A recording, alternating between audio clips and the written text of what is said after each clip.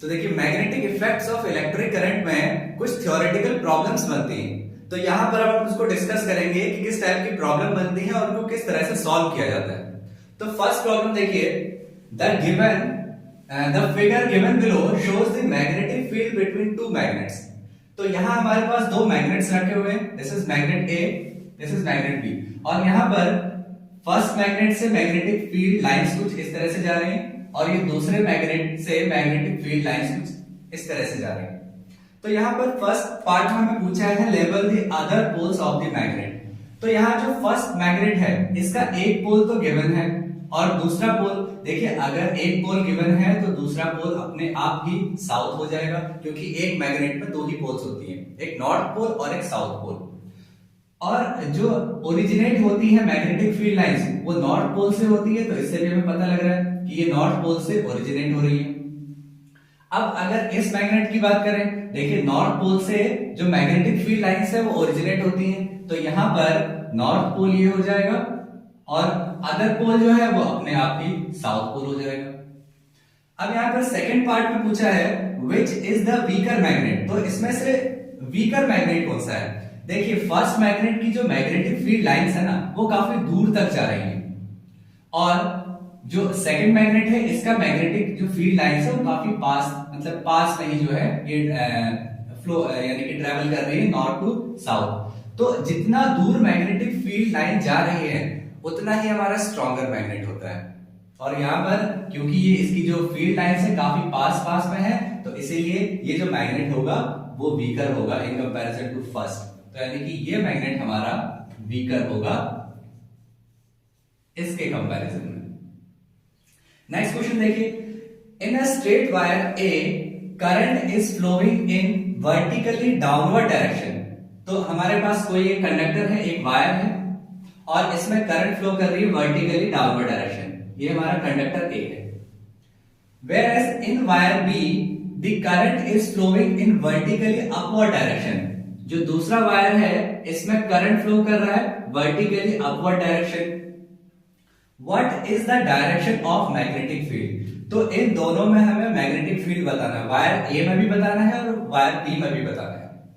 तो जब भी कोई स्ट्रेट कंडक्टर में करंट फ्लो होता है तो उसके around magnetic field lines produce हो जाती हैं।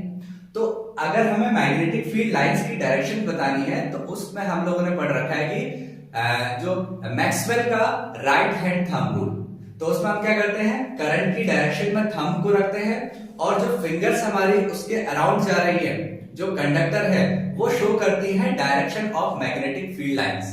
तो यहाँ पर फर्स्ट वाला जो वायर है इसमें करंट की डायरेक्शन डाउनवर्ड है, तो हम लोग क्या करेंगे, करंट की डायरेक्शन इस तरह से दिखाएंगे और ये हमारा जो मैग्नेटिक फील्ड लाइंस है वो कुछ इस डायरेक्शन में जा रही है और ये डायरेक्शन है हमारा क्लॉकवाइज। सो फर्स्ट वाले वायर में मैग्नेटिक फील्ड जो लाइंस है वो क्लॉकवाइज है। अब सेकेंड वाले वायर में कंडक्टर में क्या है, जो करंट है वो अपवर्ड फ्लो हो रही है, तो इसका मतलब मैग्नेटिक फील्ड लाइंस कुछ इस तरह से जा रही होंगी। तो ये जो डायरेक्शन है इस तरीके से ये हमारा एंटी क्लॉकवाइज डायरेक्शन हो जाता है। सो अगर आपको कभी भी किसी स्ट्रेट कंडक्टर में करंट फ्लो दिखा रखा है और आपको मैग्नेटिक फील्ड लाइंस की डायरेक्शन पूछी है तो आपको क्या करना है, करंट की डायरेक्शन में थंब को रखना है और अपने फिंगर्स को उसके चारों ओर घुमा के देखना है। तो जिस भी डायरेक्शन में आपके फिंगर्स रैप कर रही होंगी तो वो डायरेक्शन हो जाएगी आपकी मैग्नेटिक फील्ड लाइंस की। तो इसके बाद नेक्स्ट क्वेश्चन देखिए, नेक्स्ट क्वेश्चन में गिवन है the figure shows a solenoid wound on a core of a soft iron. Will the end A be a north pole or south pole when the current flows in the direction as shown? तो ये हमारे पास एक solenoid दिया हुआ है। Solenoid हमें पता है कि अगर आपने एक सॉफ्ट कोर आयरन लिया है, यहाँ पर हमने सॉफ्ट आयरन लिया है एज अ कोर मटेरियल और इसके अराउंड हमने एक इंसुलेटेड कॉपर वायर लपेट दिया है, तो ये हमारा सोलेनॉइड तैयार हो गया। अब यहाँ पर ये पूछा है कि ये जो आपका ए पॉइंट है, क्योंकि जब इसमें से करंट फ्लो करेगा तो ये एज अ मैग्नेट बिहेव करेगा, तो जब एज अ मैग्नेट बिहेव करेगा तो एक साइड साउथ पोल बन जाएगा और दूसरी साइड नॉर्थ पोल बनेगा। तो किस साइड साउथ, किस साइड नॉर्थ, तो इसके लिए हम लोगों ने फेस रूल पढ़ रखा है। सो फेस रूल में अगर इस तरीके से अगर कोई रिंग हमारे पास दे रखी है तो रिंग को हमने इस फॉर्म में दिखाया है, उसमें अगर करंट इस तरह से यानी कि क्लॉकवाइज फ्लो हो रही है तो यहां पर हम क्या करते हैं, अगर हम यहां पर एस ड्रॉ करते हैं, देखिए एस अगर हमने बनाया तो अगर आप इसके जो कॉर्नर है बिल्कुल एंडिंग पॉइंट है, अगर आप इसमें एरो लगाते हो तो ये भी क्लॉकवाइज है। तो ये एक तरीका है कि पता करने का कि अगर क्लॉकवाइज करंट फ्लो कर रही है तो इसका मतलब वहां पर साउथ पोल बन जाता है। और अगर आपने इस रिंग में एंटी क्लॉकवाइज करंट फ्लो कराया तो अगर आप एन को इस तरह से ड्रॉ करते हैं तो और आप इसके जो कॉर्नर है इस पे एरो लगाते हैं, सो यहां पर आपको मिलेगा anti clockwise direction. That means south अगर क्लॉकवाइज है तो वहां पर बनेगा आपका साउथ पोल, अगर एंटी क्लॉकवाइज है तो वहां पर बनेगा आपका नॉर्थ पोल। तो यहां पर देखिए करंट यहां से फ्लो हो रहा है, करंट यहां से गया अंदर की तरफ और इसके बाद ये पीछे से घूमते हुए आया, तो इस तरीके से यहां पर क्या हो रहा है, एंटी क्लॉकवाइज करंट फ्लो होगा इस तरीके से। तो दैट मींस एंटी क्लॉकवाइज अगर करंट फ्लो हो रहा है तो इस साइड पे नॉर्थ पोल बनेगा और जो पॉइंट ए है हमारा यहां पे नॉर्थ पोल तो यहां पर south pole. So that means यही पूछा था कि पॉइंट ए पे यानी कि एंड ए पे कौन सा पोल होगा, सो एंड ए पे हमारा होगा साउथ पोल। इसके बाद सेकंड क्वेश्चन देखिए, for the coil in the diagram below when the switch is pressed what is the polarity of end A, which way will the compass point then. तो यही हमारे पास एक सोलेनॉइड गिवन है। फिर से अब जैसे ही हमने स्विच ऑन किया तो देखिए ये है बैटरी का सेल का पॉजिटिव टर्मिनल और ये है नेगेटिव टर्मिनल। तो यहां से पॉजिटिव टर्मिनल से करंट इसके अंदर गई और जैसे ही इसके अंदर गई पीछे से घूमते हुए अब ये जो करंट है इस वाले कॉइल में क्लॉकवाइज जाएगी। तो अगर यहाँ पे क्लॉकवाइज जा रही है इसका मतलब ये जो साउथ पोल बनेगा हमारा यहाँ पे, सो ए एंड पे साउथ पोल और इसके अपोजिट वाले पे नॉर्थ पोल। तो हमसे पूछा था कि ए की एंड ए पे पोलैरिटी क्या होगी, एंड ए पे क्या होगा यानी कि साउथ पोल, एंड ए पे साउथ पोल रहेगा। सेकंड पार्ट में पूछा है which way will the compass point then. अब ये कंपास है, कंपास का जो हेड होता है ये नॉर्थ डायरेक्शन शो करता है और जो टेल होती है इसकी साउथ डायरेक्शन शो करती है।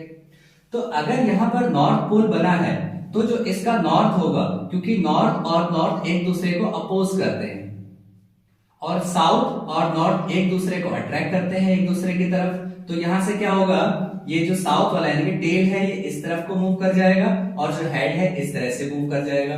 दैट मींस ये जो पॉइंटर है ये कुछ इस तरह से शिफ्ट हो जाएगा। तो आप लोग कह सकते हो pointer will move in the right direction, means right की तरफ मूव कर जाएगा। तो जो भी ऑप्शन में दिया हो तो आप लोग इसको राइट भी कह सकते हैं, आप लोग कह सकते हैं कि वो क्लॉकवाइज मूव करेगा, मींस क्लॉकवाइज डायरेक्शन में मूव करेगा, या फिर आप इसको कह सकते हो कि ये away from the magnet move कर जाएगा, यानी कि इसका जो हेड है वो अवे फ्रॉम द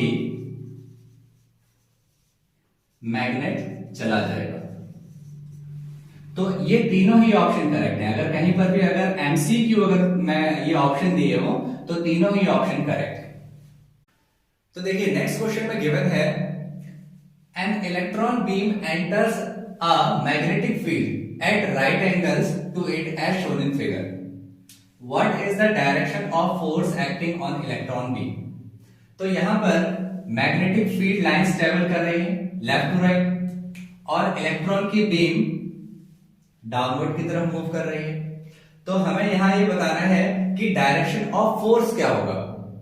देखिए अगर इलेक्ट्रॉन बीम डाउनवर्ड डायरेक्शन में है तो करंट अपवर्ड डायरेक्शन में होगा, क्योंकि करंट की डायरेक्शन इलेक्ट्रॉन की डायरेक्शन के अपोजिट होता है। तो अब हमें यहां पर फोर्स की डायरेक्शन फाइंड करना है, तो उसके लिए हम लोग Fleming's left hand rule use करते हैं, जहां पर जो थंब है ये शो करता है कि direction of force Fourth finger shows the direction of magnetic field lines and the middle finger shows the direction of current. तो इसको करंट की डायरेक्शन में इस तरह से लगाते हैं, देखिए मिडिल फिंगर करंट की डायरेक्शन में अपवर्ड, मैग्नेटिक फील्ड की डायरेक्शन। तो जो थंब है वो कहां जा रहा है, इनसाइड, मींस इनवर्ड, अंदर की तरफ जा रहा है। तो हम कहेंगे जो फोर्स लगेगा वो कहां लगेगा, इनवर्ड, यानी कि अंदर की तरफ। सो फोर्स लगेगा इनवर्ड। और आप इसको इनटू द पेज भी कह सकते हो। अगर पेज में अगर आपके पेज की फॉर्म में लिख रहे हो तो आप इसको कह सकते हो इनटू द पेज, यानी कि पेज के अंदर की साइड लग रहा है। उसके बाद सेकंड क्वेश्चन देखिए, a charge particle enters at right angles in a uniform magnetic field, what should be the direction of charge on the particle if it begins to move vertically out of the page? तो यहां पर magnetic field lines बनी हुई है, कोई एक charge particle है। अब हमें पता नहीं है चार्ज पार्टिकल कैसा है, पॉजिटिव चार्ज पार्टिकल है, नेगेटिव चार्ज पार्टिकल है। तो हमें यह पता करना है कि किस टाइप का चार्ज पार्टिकल है। और यहां पर जो डायरेक्शन ऑफ फोर्स है, क्योंकि यहां पर डायरेक्शन ऑफ फोर्स क्या है, देखिए it begins to move vertically out of the page, means जो फोर्स लग रहा है वो पेज के बाहर लग रहा है, इस तरह से फोर्स यहां पे लग रहा है। तो मैग्नेटिक फील्ड की जो डायरेक्शन है दैट इज, मैग्नेटिक फील्ड की डायरेक्शन ये है, तो इसको इस डायरेक्शन में रखते हैं। फोर्स की डायरेक्शन बाहर की side, out of the page. और जो हमारा करंट होगा ये डाउनवर्ड डायरेक्शन में है, मींस जिस डायरेक्शन में यहां पर एरो लगा रखा है इसी डायरेक्शन में करंट है, दैट मींस ये हो गया हमारा करंट। और करंट एक पॉजिटिवली चार्ज पार्टिकल होता है। तो हमसे अगर पूछा जाए कि इसके ऊपर कैसा है, पॉजिटिव है या नेगेटिव है, तो यहां पर जो चार्ज पार्टिकल है वो एक पॉजिटिव चार्ज पार्टिकल है। So this is a positive charge particle. Next question देखिए, which way does the wire in the diagram below tend to move? तो यहां पर देखिए कोई एक वायर है, इसमें करंट फ्लो हो रहा है और यहां पर दो मैग्नेट्स रखे हुए हैं। सो मैग्नेट अगर रखे हैं तो इसमें मैग्नेटिक फील्ड लाइंस भी होंगी, तो वो ट्रेवल करेंगी north to south direction. So north to south direction, ये हमारी मैग्नेटिक फील्ड लाइंस आ गई। करंट की डायरेक्शन हमें पता है, तो अब इस पे एक फोर्स लगेगा, उसके लिए हमें फ्लेमिंग्स का लेफ्ट हैंड रूल यूज करना पड़ेगा।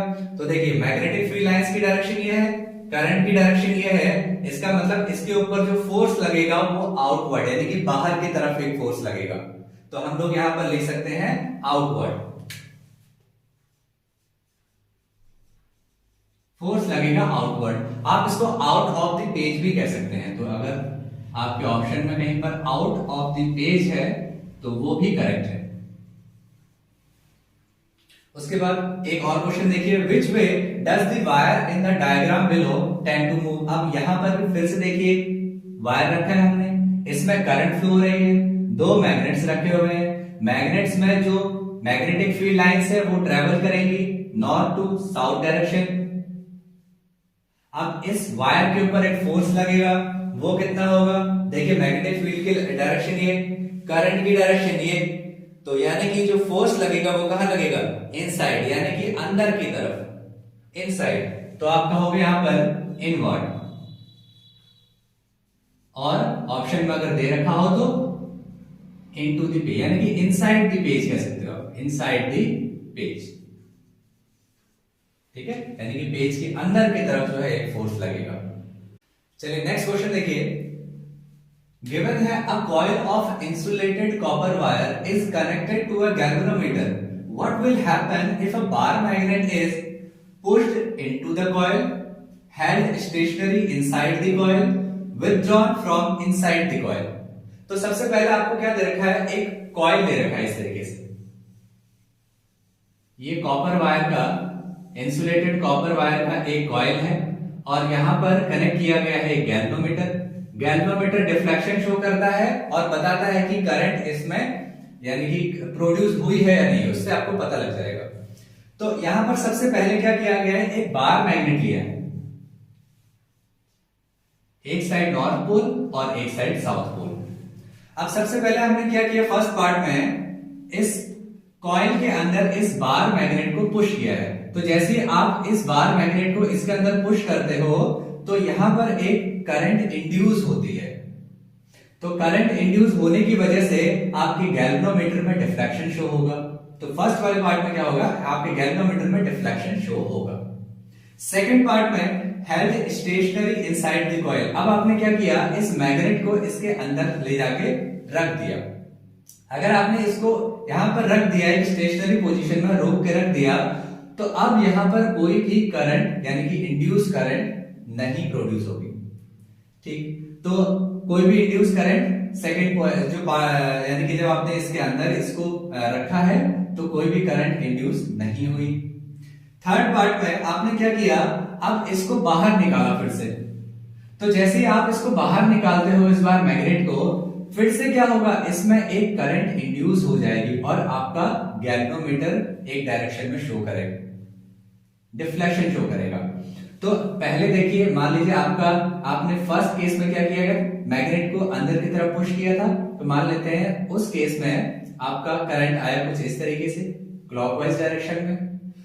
जब आपने इसको बाहर निकाला तब आपका करंट का डायरेक्शन चेंज हो जाएगा, करंट इंड्यूस होगी लेकिन करंट का डायरेक्शन सेकेंड केस में क्या होगा, अपोजिट रहेगा। तो उस केस में आपके जो सर्किट है यानी कि कॉइल है, इसमें एंटी क्लॉकवाइज करंट फ्लो होना स्टार्ट होगा। तो मतलब अगर आप कॉइल को या फिर मैग्नेट को, आप मैग्नेट को स्टेशनरी रखो या फिर अगर आप कॉइल को भी मूव कराते हो तो भी इसमें करंट इंड्यूस होता है, या इसको स्टेशन रखते हो, इसको मूव कराते हो तो भी करंट इंड्यूस होता है। तो मींस इसमें एक रिलेटिव मोशन होना चाहिए। अगर आपने इनको स्टेशनरी रख दिया तो उस केस में कोई भी करंट इंड्यूस नहीं होता है। तो देखिए यहां पर एक टाइप का न्यूमेरिकल भी बनता है, आइए उसको देख लेते हैं। गिवन है an electric oven 2 kilowatt power rating is operated in a domestic electric circuit 220 volt that has a current rating of 5 ampere, what result do you expect. तो आपने एक इलेक्ट्रिक ओवन लगाया है 2 किलोवाट पावर का, यानी कि power rating P की value given है यहां पर 2 किलोवाट, और इसको आपने ऑपरेट किया है 220 वोल्ट में, और यहां पर जो करंट रेटिंग है 5 एम्पियर की है। इसका मतलब क्या है कि अगर 5 एम्पियर से कम करंट फ्लो करती है तब तो ठीक है, तब तो प्रॉपर वर्क करेगा, लेकिन अगर 5 एम्पियर से करंट ज्यादा हो गई तो आपका जो फ्यूज है वो मेल्ट हो जाएगा और आपका सर्किट ब्रेक हो जाएगा। तो यहां पर देखते हैं कि 5 एम्पियर से करंट ज्यादा आता है या कम आता है। तो देखिए 1 किलोवाट, अगर आपने किलोवाट को वॉट में चेंज करना हो तो आप 1000 से मल्टीप्लाई करते हो। सो यहां पर 1000 से मल्टीप्लाई करेंगे, so it will be 2000 what. तो ये आपका पावर आ गया, और हमें पता है करंट की वैल्यू पता है यहां पर 5 एम्पियर, वोल्टेज भी गिवन है दैट इज 220 वोल्ट। रिलेशन पता है हमें कि P इक्वल्स टू होता है V इंटू I, और यहां से P की वैल्यू है 2000 what, the value of V is 220, और यहां पर I की वैल्यू इसमें कैलकुलेट करनी है। ये तो जो फ्यूज है हमारा, करंट की रेटिंग इतनी है, बट यहां पर हमें I की वैल्यू कैलकुलेट करनी है। तो देखिए यहां पर I की जो वैल्यू आएगी, 0 से 0 कैंसिल, तो यहां पर सॉल्व करते हैं इसको, 100 ये हो जाएगा 11, सो 11 से डिवाइड किया 100 को, 11 9 जा 99, 1 कैरी, डेसिमल लगाया 0, एक और 0 बढ़ाया यहां 0, 11 9 जा, that means 9.99 9.09 which is approximately 9 ampere. तो देखिए यहां पर जो 9 एम्पियर है ये बहुत ज्यादा करंट हो गई, क्योंकि करंट रेटिंग तो 5 एम्पियर है। तो इसका मतलब क्या होगा, जो हमारा फ्यूज है वो मेल्ट हो जाएगा और हमारा सर्किट ब्रेक हो जाएगा। नेक्स्ट क्वेश्चन देखिए, a domestic lighting circuit has a fuse of 5 ampere, यहां पर भी फ्यूज 5 एम्पियर का दे रखा है। If the main supply is at 230 volt, calculate the maximum number of 36 watt tube lights that can be safely used in the circuit. तो यहां पर देखिए गिवन है हमारे पास पावर इज गिवन, बट यहां पर जो नंबर ऑफ बल्ब्स है यानी कि नंबर ऑफ ट्यूबलाइट्स वो हमें पता नहीं है। तो मान लेते हैं नंबर ऑफ ट्यूबलाइट्स x है और एक का जो वैल्यू है, एक का जो पावर है 36 है, तो इसका मतलब टोटल जो पावर होगा 36 इंटू x वॉट, ये हमारी पावर होगी टोटल।